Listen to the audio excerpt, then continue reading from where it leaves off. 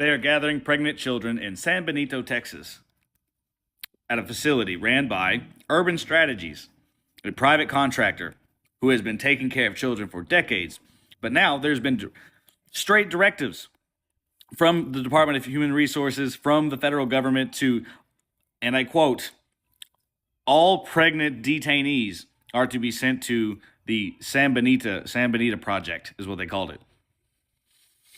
Pregnant children, pregnant girls, all of them they're being sent to fucking Texas, to a facility that is not equipped to deal with pregnant women, let alone pregnant children, because that's what these are. These are pregnant children. And a lot of them were in ICE custody and then got pregnant, and they were shipped to this facility. And any ones that are pregnant are getting sent to this facility where there's inadequate care and no abortion rights, no like anti-abortion laws. It's literally it's what they tried to do this shit in 2017, and they failed. And now they're just doing it casually. They're just like, nope, send them all to this one spot where they have to have, where these underage children, there's no such thing as underage children. They keep calling them underage women. If you look this up, they'll call them underage women. They're fucking children, dude. They're girls. They're children. And they're forcing them to go to this facility in Texas where they're not getting any prenatal treatment. They're not getting like basic medical care. They're being malnourished.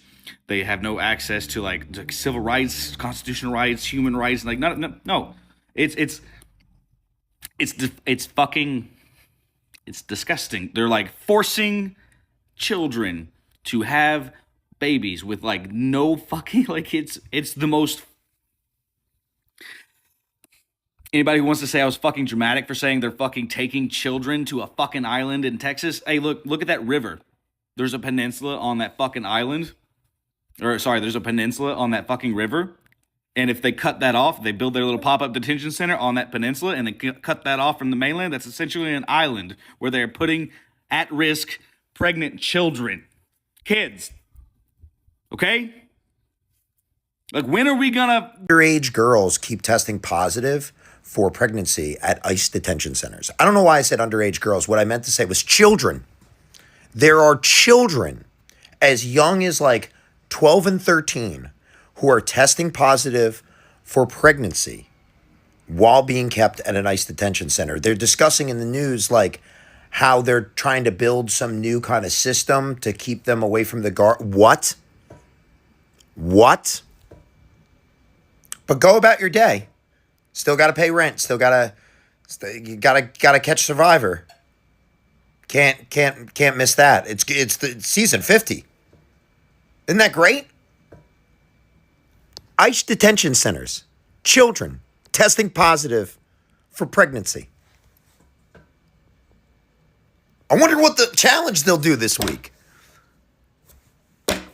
ICE detention centers, children testing positive for being pregnant. America. ICE is holding all pregnant minors in a single Texas facility. Children as young as 13 are being held there, and here's what makes this even more disturbing. At least half of them are pregnant as a result of rape, and they're being held in a state under a total abortion ban with no exceptions. In the past, pregnant minors were placed in foster care or shelters equipped to handle high-risk pregnancies. That changed when the Trump administration ordered all pregnant children be placed into the San Benito program moving forward, despite internal findings that the facility isn't equipped to care for them. Now, experts are sounding the alarm. The Center for Reproductive Rights released a statement saying it's not a coincidence that the Trump administration is sending young pregnant girls to be detained in a state where abortion is banned. Here are my sources if you want more information. There are concentration camps in Texas where they are separating the teen girls from everyone else. They're buying incinerators. A lot of the teen girls are pregnant. Texas doesn't allow abortion for any reason, not for life of the mother, not for incest, not for rape, not for anything. You do the fucking math.